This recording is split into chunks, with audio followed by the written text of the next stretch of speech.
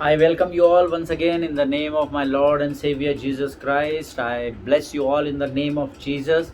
We are so thankful to God for this time, this wonderful time which God has brought us in our lives. मैं परमेश्वर यीशु मसीह के नाम में आप सबों का स्वागत करता हूं। प्रभु को मैं धन्यवाद देता हूं कि प्रभु ने फिर एक बार ऐसा सुंदर और अद्भुत समय मेरे और आपके जीवन में लेकर आया प्रियो, जिसके द्वारा हम परमेश्वर की स्तुति और आराधना कर सके। हालेलुया। हमने इससे पहले के सेशन में एक नए विषय को हमने आरंभ किया है और मेरा विश्वास है कल जितने भी लोगों ने इस अध्ययन को सुना उनको परमेश्वर ने ज़रूर आशीष दी होगी। जिस टॉपिक को हम लेकर आगे बढ़ रहे हैं वो है सीक्रेट्स ऑफ बिकमिंग अ डेब्ट फ्री लाइफ। हालेलुया। वो भेद की बात जिसके द्वारा हम कर्जे से मुक्ति पा सकते हैं। हालेलुया। परमेश्वर यीशु नासरी भेदों का प्रकट करता है और उसका वायदा है वो लगातार मेरे और आपके जीवन में भेदों को प्रकट करता है, जिसके द्वारा मेरी और आपकी उन्नति हो सके। हालेलुया। मैं आप सबों का स्वागत करता हूं प्रियो इस चैनल पर फिर एक बार। और आज इससे पहले कि परमेश्वर से हम मन्ना प्राप्त करें, हमने आज जो पढ़ने के लिए विषय लिया है वो है नीति वचन की पुस्तक, उसका 9वां अध्याय, उसका 8 और 9 वचन हम पढ़ेंगे। Proverbs chapter 9 and verses 8 and 9। नीति वचन की पुस्तक उसका 9वां अध्याय, उसके 8 और 9 वचन। और मेरी पूर्ण खात्री है कि आप लोगों के पवित्र शास्त्र जो हमारे जीवन का प्राण और श्वास है वो आपके साथ है। हालेलुया। आइए इस समय हम इन वचनों को पढ़ेंगे। नीति वचन उसका 9वां अध्याय, उसके 8 और 9 वचन कहते हैं, ठट्टा करने वाले को न डांट, ऐसा ना हो कि वह तुझसे बैर रखे। बुद्धिमान को डांट, वह तो तुझसे प्रेम रखेगा। बुद्धिमान को शिक्षा दे, वह अधिक बुद्धिमान होगा। धर्मी को चिता दे तो वह अपनी विद्या बढ़ाएगा। हालेलुया। प्रभु इन पढ़े हुए वचनों पर आशीष दे। आज जब मैं मनन कर रहा था, प्रभु ने इस वचन की ओर मेरा ध्यान केंद्रित किया। प्रियो, वचन कहता है ठट्टा करने वालों को कभी मत डांटो। जो आपके पीछे आपकी बुराई करते हैं या जो बकवादी कहलाते हैं, जो आपकी ठट्टा करते हैं, आपका मजाक उड़ाते हैं, आपके विरोध में लोगों में के दिलों में, हृदयों में जहर फैलाते हैं या आपका न्याय करने की कोशिश करते हैं, ऐसे लोगों को आप कभी भी मत, ना तो उनसे भिड़ो ना तो उनको डांटो। क्योंकि वचन कहता है ठट्टा करने वाले को न डांट, ऐसा ना हो कि वह तुझसे और अधिक बैर रखने लगे। हालेलुया। आप जो आपके विरोधी है ना, उनकी चिंता मत करो। ऐसे लोगों को ज़्यादा हवा नहीं देना होता है, नहीं तो वो और ज़्यादा क्या होता है ना, जब हम आग को जब सुलगती नहीं है तो हम उसको हवा देते हैं ना, तो वो और सुलगने लग जाती है। इसलिए ऐसे लोगों की तरफ मुझे और आपको ध्यान नहीं देना है। मैंने पिछले अध्ययन में बताया था, माल्टा के अध्ययन में, पौलुस के अध्ययन में, हाथी चलते रहेंगे और कुत्ते भौंकते रहेंगे। हालेलुया। इसीलिए ऐसे क्रिटिसिज्म को पॉजिटिव लो आप। आमीन। आपके क्रिटिक्स को आप पॉजिटिव लो। अगर कोई आपके विरोध में बोलता है ना, उसको सकारात्मक तरीके से लो, क्योंकि अगर आप उनके विरोध में बोलेंगे तो वो आपके बैरी बन जाएंगे। आमीन। पर वचन उल्टी बात कहता है कि तू बुद्धिमान को डांट, क्योंकि वह तो तुझसे प्रेम रखेगा। हालेलुया।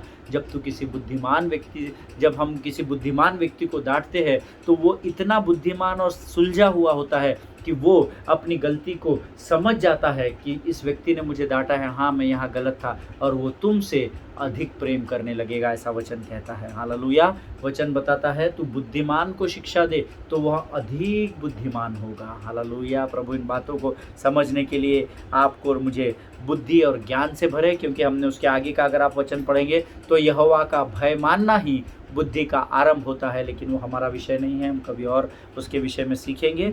प्रियो, आइए इस समय हम अपनी आंखों को बंद करेंगे और हम प्रभु से प्रार्थना करेंगे। आइए हम दुआ करें। खुदावन प्रभु यीशु नासरी के नाम से सुंदर और पवित्र दिन के लिए हम तुझे धन्यवाद देते हैं राजा।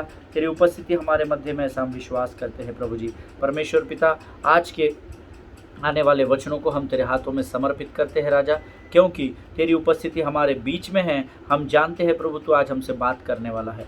राजा, हम प्रार्थना करते हैं उन तमाम लोगों के लिए जो आज इन वचनों को सुनते हैं, देखते हैं, उनमें से हर एक को स्वर्ग की बुद्धि और ज्ञान से भर राजा, ताकि वो वचनों की गंभीरता को समझ सके और वचन उनके जीवन के लिए आशीष और आदर का कारण बन सके। राजा, हम अपने शरीर, प्राण, आत्मा और बुद्धि को तुझे समर्पित करते हैं। यीशु के लहू में अपने आप को डुबो देते हैं राजा।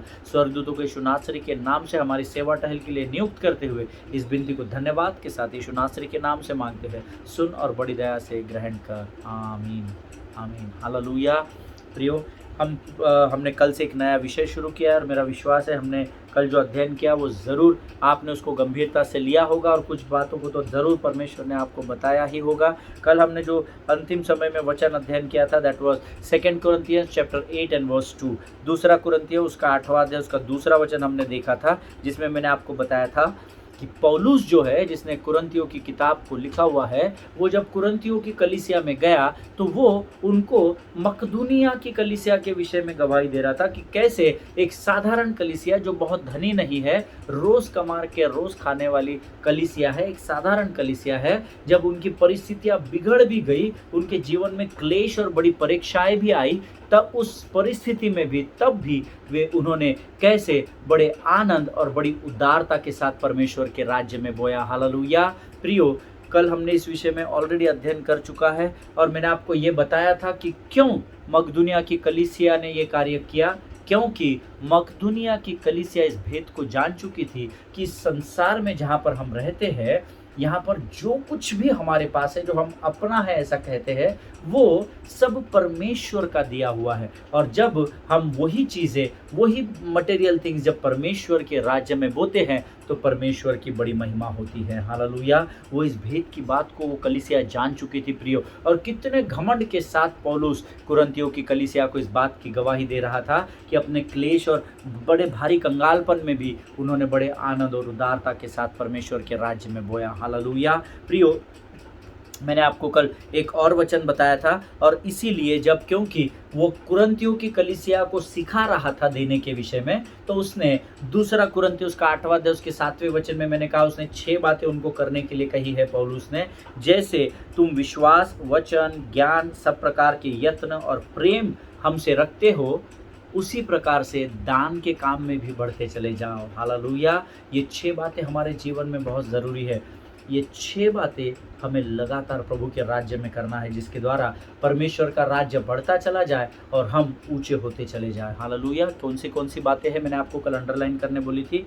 विश्वास में बढ़ना है, वचन में बढ़ना है, परमेश्वर के ज्ञान में बढ़ना है, परमेश्वर के राज्य में आत्माएं बचाने के लिए जो सारे यत्न या प्रयत्न आप कर सकते हो वो करने हैं, और परमेश्वर ने जैसा हमसे प्रेम किया है वैसा ही हमें एक दूसरे से प्रेम करना है। ये 5 बातें बहुत इंपॉर्टेंट है, लेकिन उसके साथ वचन कहता है दान में भी, दशमांश में भी, भेंटों में भी हमको बढ़ते चले जाना है। हालेलुया। जिसके जीवन में 6 बातें लगातार बढ़ रही है, मैं आपको बताता हूँ आपके जीवन में कभी भी आप कर्जे में नहीं रहोगे। हालेलुया। अब आप कहेंगे कि हम पहले कर्जे में हैं, हम कहाँ प्रभु के राज्य में बोएंगे।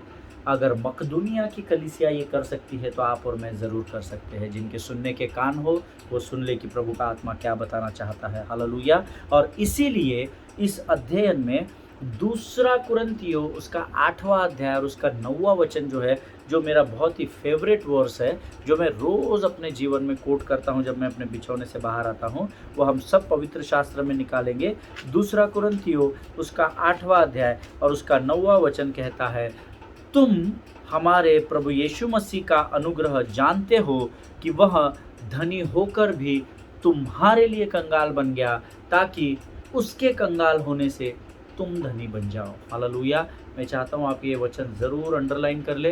ये वचन आपके जीवन में बहुत महत्वपूर्ण है प्रभु प्रियो। जब आप कंगालपन में हो, जब आपके पास धन नहीं है, आप कर्जे में नहीं हो, this is the key verse of the Bible when you will speak it out, when you will confess it by thy mouth, I assure you in the name of Jesus, God will hear your prayer and work accordingly. Hallelujah. ये पवित्र शास्त्र का बहुत ही important वचन है, विशेषकर उस परिस्थिति में जब आप कर्जे में हो, जब आपका पैसा कहीं फंसा हुआ हो, जब शैतान ने आपके सारे धन के रास्तों को बंद कर दिया हो, चाहे आपके अकाउंट सीज किए गए हो, आप किसी भी धन की परिस्थिति में दबे हुए क्यों ना हो, जब आप इस वचन को लगातार अंगीकार करते चले जाएंगे, परमेश्वर आपकी परिस्थिति को बदलता चला जाएगा। हालेलुया। ये मैं वचन के आधार पर तो बता रहा हूँ, लेकिन मैं अपने अपने व्यक्तिगत अनुभव के आधार पर आपको बता रहा हूँ। हालेलुया। रोज़ इस वचन का अंगीकार करें कि तुम हमारे प्रभु यीशु मसीह का अनुग्रह जानते हो कि वह धनी होकर भी मेरे लिए कंगाल बन गया, ताकि उसके कंगाल होने से मैं धनी बन जाऊँ। हालेलुया। आप लगातार इसको बोलते चले जाएंगे और वचन कहता है जो बोलेगा धर्मी वो उसके जीवन में होता चला जाएगा। हालेलुया। प्रियो, यह वचन हमें सिखाता है कि परमेश्वर यीशु मसीह जो था वो धनी होकर भी मेरे और आपके लिए कंगाल हो गया। यहाँ आत्मिक कंगालपन की बात नहीं हो रही है, सांसारिक कंगालपन की बात हो रही है। हालेलुया। क्योंकि आत्मिक रीति से तो वो लबालब था। हालेलुया। उसके जैसा कोई भी नहीं है, ना कोई था ना कोई होगा। हालेलुया। यहाँ पर कई बार लोग गलत इंटरप्रिटेशन कर देते हैं, उनको लगता है आत्मिक यीशु मसीह आत्मिक रीति से कंगाल था। बाप रे, मैंने कई लोगों को ये बोलते हुए सुना है और मैं क्या बोलूँ, अब मेरे पास शब्द नहीं है ऐसे लोगों के लिए। वो ये सिखाते हैं कि वो आत्मिक रीति से कंगाल था। किसने कहाँ लिखा है बाबा यीशु मसीह आत्मिक रीति से कंगाल था? हालेलुया। सो हमेशा याद रखिए ये वचन, आप आपकी कर्जे की परिस्थिति में, धन के कर्जे में जब आप है, उस समय आप लगातार इसे अंगीकार करें और परख कर देखना कि यहोवा कैसा भला परमेश्वर है। हालेलुया। प्रियो, यह वचन कहता है कि तुम धनी हो जाओ इसलिए वो कंगाल हो गया। हालेलुया। इसका अर्थ है कि वो पहले धनी था लेकिन तुम निर्धन थे, तुम कंगाल थे। तो तुम्हारे कंगालपन को, मेरे कंगालपन को, तुम्हारी गुलामी को, मेरी गुलामी को दूर करने के लिए वो स्वयं कंगाल हो गया। हालेलुया। क्या आपने किसी भी ग्रंथ में, किसी भी शास्त्र में, किसी भी किताब में इतना महान परमेश्वर देखा है क्या? मैंने नहीं देखा। हालेलुया। जिनके सुनने के कान हो वो सुन ले। आमीन। See, today I want to tell you that prosperity doesn't mean just money. Okay, आज मैं आपको एक बात बताना चाहता हूँ। संपन्नता ये जो शब्द है ना, जैसे मैंने आपको बताया, मैं रोज़ कन्फेस करता हूँ, I am rich in Christ, I am prosperous in Christ, है ना। मैं ये कुछ वचन है जो मैंने अपने मेरे कबर्ड में लगा कर रखे, जिसको मैं रोज़ अंगीकार करता हूँ। आमीन। प्रियो, प्रॉस्पेरिटी या संपन्नता, इसका अर्थ सिर्फ धन में संपन्नता नहीं होती है। ये बात ध्यान में रखिए। Prosperity doesn't mean just money.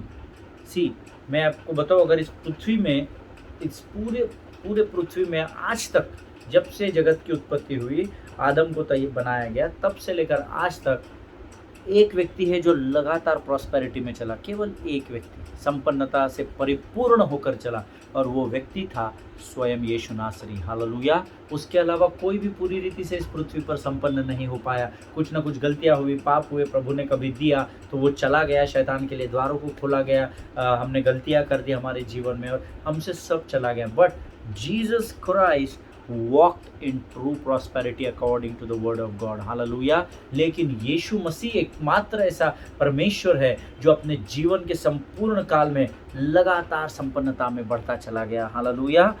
Throughout his ministry, it's not about one day or 2 days. Throughout his ministry, amen. इसीलिए मैंने आपको कहा that prosperity doesn't mean money. Amen. संपन्नता यानी सिर्फ धन नहीं। संपन्न जो व्यक्ति होता है उसके जीवन में धन का एक रोल होता है, धन का एक अपना जिम्मेदारी होता है, पर धन ज़्यादा होना इसका मतलब आप संपन्न हैं ऐसा नहीं होता है। Hallelujah. I can show you so many poor people with lots of money in the world.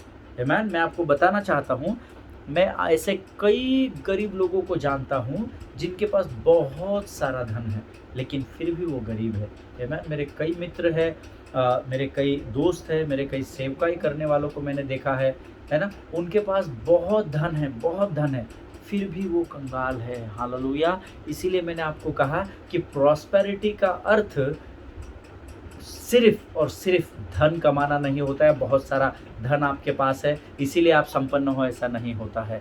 Hallelujah. और पवित्र शास्त्र हमें यह भी बताता है कि धन बुरा नहीं है। हालेलुया। आप सब इस विषय में जानते हैं। आमीन। मेरा पूरा विश्वास है, वचन में हमने पढ़ा है कि धन में कोई बुराई नहीं है। आमीन। लेकिन पहला तीमुथियुस उसका 6वां अध्याय उसका 10वां वचन हम पढ़ेंगे। पहला तीमुथियुस उसका 6वां अध्याय उसका 10वां वचन। 1 Timothy chapter 6 and verse 10, जिसका हम फर्स्ट पार्ट पढ़ेंगे। वचन कहता है, क्योंकि रुपए का लोभ सब प्रकार के बुराइयों की जड़ है। हालेलुया। पैसे से प्रेम होना, ये सब प्रकार की बुराई का जड़ है, ऐसा वचन बताता है। हालेलुया। परमेश्वर इन बातों को समझने के लिए आपको बुद्धि, बल और ज्ञान से भरे। प्रियो, वचन यहाँ पर कह रहा है, ये मेरा कहना नहीं है, ये मेरी स्टडी नहीं है, ये मेरी फिलॉसफी नहीं है। वचन कहता है, it is not money that is the root of all evil, but it is the love of it. Hallelujah.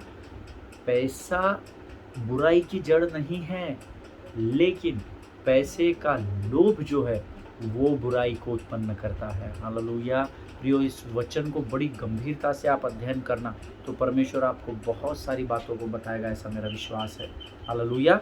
इससे कभी भी पीछे नहीं हटना। वचनों को हमने एक बार सुन लिए, बाइबल बंद कर दिए और फिर हम अपने घर चले गए, ऐसा कभी भी नहीं करना, मैं आपको बताता हूँ। नहीं तो आप सब भूल जाएंगे। जो कुछ भी आप मनन करते हो ना, मैं आपको कभी सिखाऊंगा मेडिटेशन, रीडिंग, मेडिटेशन सब कैसा करना होता है, आमीन। परंतु वचनों को बार बार पढ़िए। वचन कहता है, रुपए का लोभ सब प्रकार के बुराइयों की जड़ है। हालेलुया। पैसा बुरा नहीं है, लेकिन पैसे से प्रेम रखना बुरा है, आमीन। True prosperity is the life seeking first the kingdom of God. Hallelujah. अगर सच्ची संपन्नता इस पृथ्वी पर कोई है तो वो है सर्वप्रथम स्वर्ग के राज्य की खोज करना। हालेलुया। इसको असली संपन्नता इस पृथ्वी पर कहते हैं। वचन बताता है, मैं नहीं बताता। हालेलुया। क्योंकि हम सब इस वचन को जानते हैं। सर्वप्रथम तुम स्वर्ग के राज्य की खोज करो तो संसार की सारी आशीषें मैं तुम्हें दूंगा। हालेलुया। अब ये जो सारी आशीषें है, इनमें से बहुत सारी जो है वो धन से खरीदी जाती है, आमीन। परंतु हम क्या कर रहे हैं, अंतिम दिनों की कलीसिया के साथ प्रॉब्लम ये है, समस्या ये है कि हम स्वर्ग के राज्य की खोज के बदले हम आशीषों की खोज में लगे हुए हैं। Hallelujah. Am I making any sense to you? क्या मैं आपको जो बता रहा हूँ वो आप समझ पा रहे हैं क्या? गंभीर विषय है, धन का विषय है ना। हमको सिर्फ लगता धन कमाओ और ऐशो आराम करो, नहीं। प्रेज द लॉर्ड, वो ज़रूरी है, लेकिन वचन कहता है उस धन के साथ लोभ करना या उस धन से प्रेम करना, ये जीवन की हर बुराई की जड़ है। हालेलुया। प्रियो, आज मैं आपको बताता हूँ कि असली प्रॉस्पेरिटी या संपन्नता क्या होती है। मैंने आपको बताया, सीक ये first the kingdom of the God and all the things shall be added unto you, amen। that is what the word of God says। सर्वप्रथम तुम स्वर्ग के राज्य की खोज करो तो संसार की सारी आशीषें मैं तुम्हें दे दूंगा, amen। हम सब मत्ती रचित सुसमाचार उसका 14 अध्याय उसके 15 से 20 वचनों को निकालेंगे। हम सब इस कहानी को जानते हैं, हजारों बार पढ़ चुके हैं और आप में से बहुत सारे लोगों को बाय हार्ट होगा, लेकिन आज हम इन वचनों के द्वारा हम कुछ और सीखने का प्रभु से प्रयत्न करेंगे। मत्ती रचित सुसमाचार उसका 14 अध्याय और उसके 15 से लेकर तो 20 वचनों को हम सब मिलकर पढ़ेंगे, आमीन। आइए हम सब अपने पवित्र शास्त्र निकालेंगे और इन वचनों का अध्ययन करें। जब सांझ हुई तो उसके चेलों ने उसके पास आकर कहा, यह सुनसान जगह है और देर हो रही है, लोगों को विदा किया जाए कि वे बस्तियों में जाकर अपने लिए भोजन मोल ले। पर यीशु ने उनसे कहा, उनका जाना आवश्यक नहीं, तुम ही इन्हें खाने को दो। उन्होंने उससे कहा, यहाँ हमारे पास 5 रोटी और 2 मछलियों को छोड़ और कुछ नहीं है। उसने कहा, उनको यहाँ मेरे पास ले आओ।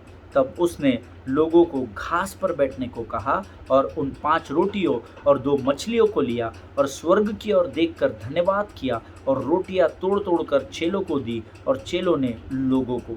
जब सब खाकर तृप्त हो गए तो चेलों ने बचे हुए टुकड़ों से भरी हुई 12 टोकरियां उठाई। हालेलुया। परमेश्वर इन पढ़े हुए वचनों पर हम में से प्रत्येक को आशीष दे। प्रियो, वचन यहाँ पर बताता है, हम सब इसको जानते हैं, 5 loaves and 2 fishes, है ना। सब जानते हैं 2 fish and 5 loaves। ये कहानी, ये दृष्टांत, ये सत्य की कथा हमने कई बार सुनी है। कई अलग अलग दृष्टांत, कई अलग अलग प्रकाशनों को हमने परमेश्वर के सेवकों के द्वारा इस पर अध्ययन किया है। और मैं आपको बताना चाहता हूँ, this is the only story in the Bible which is mentioned in all 4 gospels, आमीन।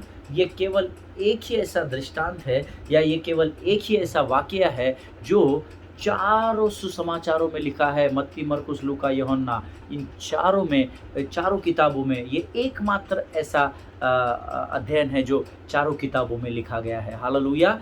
चारों चेले यीशु मसीह के साथ थे, उन्होंने इसको देखा था, इस वाक्य को, उन्होंने अपने-अपने तरीके से, जैसे प्रभु की आत्मा ने उन्हें प्रेरित किया, थोड़ा बहुत अलग आगे-पीछे उन्होंने लिखा हुआ है, परंतु सारांश एक ही है कि 2 मछली और 5 रोटियों के द्वारा परमेश्वर यीशु मसीह ने चेलों की सहायता से लोगों को खाना खिलाया। हालेलुया! और वचन कहता है तृप्त होने तक खिलाया।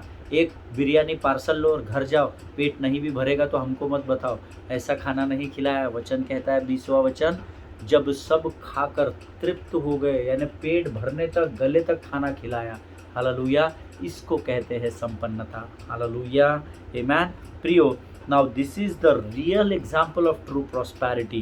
The Gospel of Matthew chapter 14 and verses 15 to 20. This is the real true story. This is not gimmick. ये कोई जादू से लिखी हुई कोई कहानी नहीं है, या विचारों में गढ़ी हुई कहानी नहीं है। ये सत्य बात है कि 5 रोटी और 2 मछली के द्वारा किस प्रकार से यीशु मसीह ने 20,000 से भी अधिक की भीड़ को खिलाया, ऐसा वचन गवाही देता है। क्योंकि अगर आप 21वां वचन पढ़, अच्छा चलो हम पढ़ ही लेते हैं, वो हमारा विषय नहीं है, पर प्रभु की आत्मा मुझे बता रही है। Let's read the book of Matthew chapter 14 and verse 21।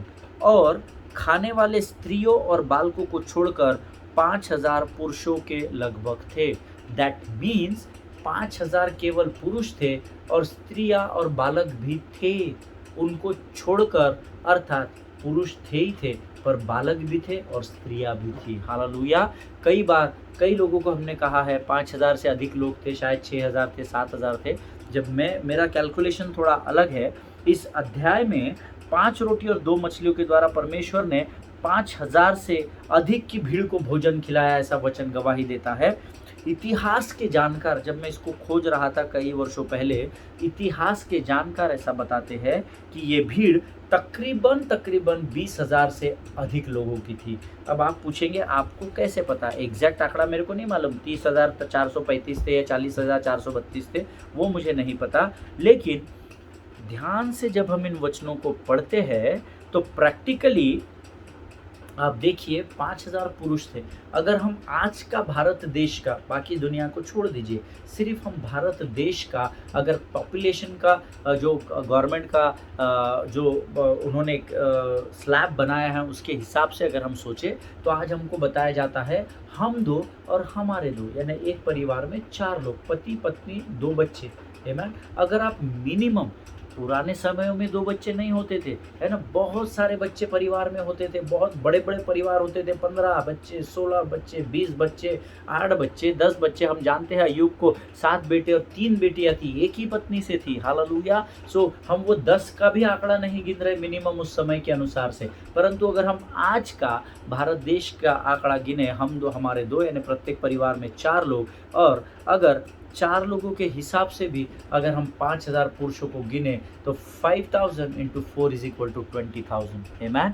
अब मुझे कुछ वर्षों पहले किसी ने पूछा था, ब्रदर ज़रूरी नहीं है कि पुरुषों में पूरे 5,000 पुरुष मैरिड होंगे? तो मैंने कहा हाँ बराबर है, तो फिर आप 20,000 कैसे बोल रहे हैं? फिर मैंने उनको एक सवाल किया, मैंने बोला ब्रदर आपकी बात से मैं पूरी रीति से सहमत हूँ कि पूरे 5,000 पुरुष मैरिड नहीं होंगे, लेकिन ज़रूरी नहीं है कि हर घर में 2 ही बच्चे होंगे।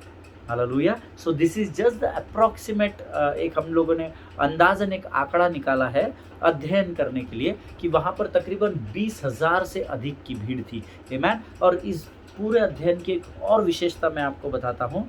अक्सर लोग ये कहते हैं कि यीशु मसीह ने 20,000 के अधिक से भीड़ को खाना खिलाया, यीशु मसीह ने 20,000 के भीड़ को खाना खिलाया। लेकिन मैं आपको बताऊँ, यीशु मसीह ने खाना खिलाया ही नहीं, खाना तो चेलों ने खिलाया है।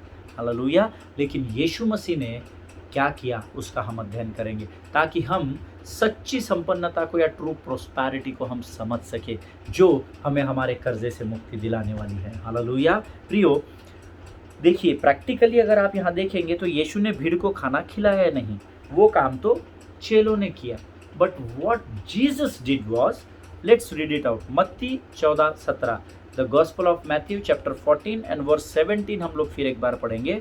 उन्होंने उससे कहा, यहाँ हमारे पास 5 रोटी और 2 मछलियों को छोड़ और कुछ नहीं है। आमेन। इंग्लिश में बहुत सटीक लिखा हुआ है, here we have here only 5 loaves of bread and 2 fish. ये NIV वर्जन में पढ़ रहा हूँ क्योंकि मैं उसमें अध्ययन कर रहा हूँ। So it is said in NIV version, we have here only 5 loaves। जो जिनके पास इंग्लिश बाइबल है वो ओनली को अंडरलाइन कर ले।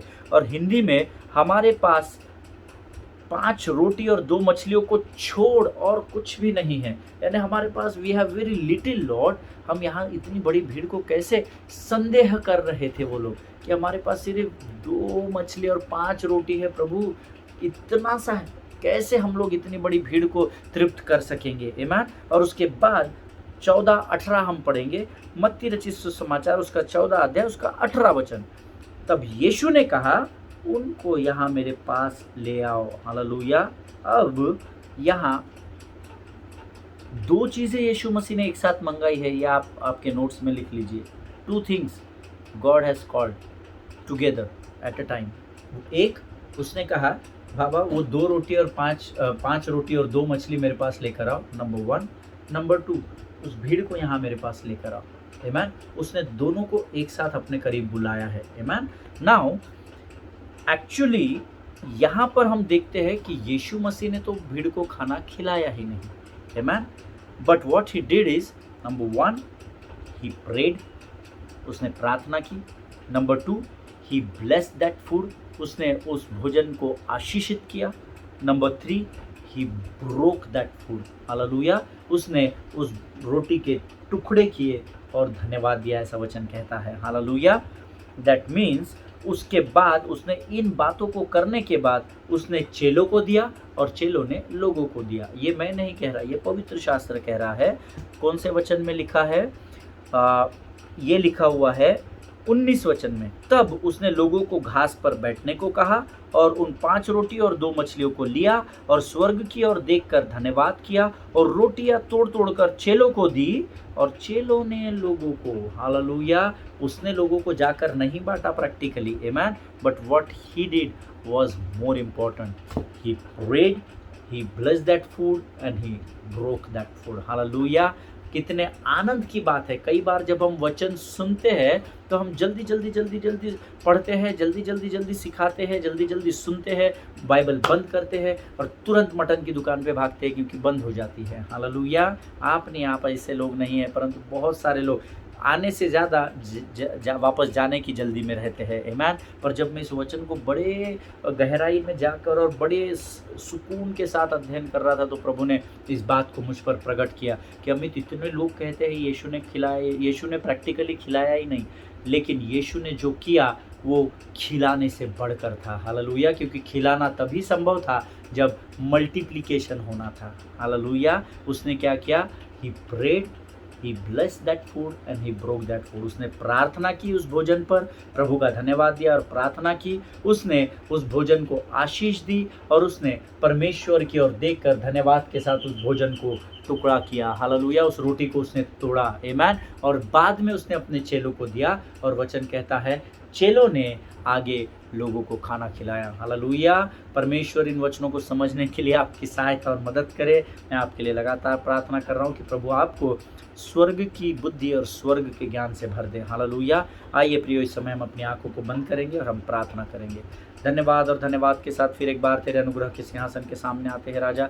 इस सुंदर और पवित्र समय के लिए हम तुझे धन्यवाद देते हैं क्योंकि तू महान और जीवित परमेश्वर है। प्रभु जी, तू राजाओं का राजा और सेनाओं का अद्भुत परमेश्वर है, इसलिए हम तुझे धन्यवाद देते हैं। इन वचनों के द्वारा तूने हमसे बातचीत की, वचन के गहराई को, वचन की भेदों को तूने हम पर प्रकट किया, इसलिए हम तुझे धन्यवाद देते हैं राजा। परमेश्वर, अब तक तू हमारे साथ बना रहा, तू हमारा पिता है, हम तेरे बच्चे हैं राजा, और तू हमारी सुधि ले रहा है, इसलिए हम तुझे धन्यवाद देते हैं। प्रभु, आज इन वचनों के द्वारा तूने हमें नई बातों को सिखाया, इसलिए हम तुझे धन्यवाद देते हैं। अब तक हमारे साथ बना रहा, आगे भी बना रहेगा, ऐसा विश्वास करते हैं और इस विनती को धन्यवाद और विश्वास के साथ हमारे उद्धारकर्ता जीवित परमेश्वर यीशु नासरी के मीठे और पवित्र नाम में मांगते हैं पिता। सुने और बड़ी दया से ग्रहण कीजिए, आमीन।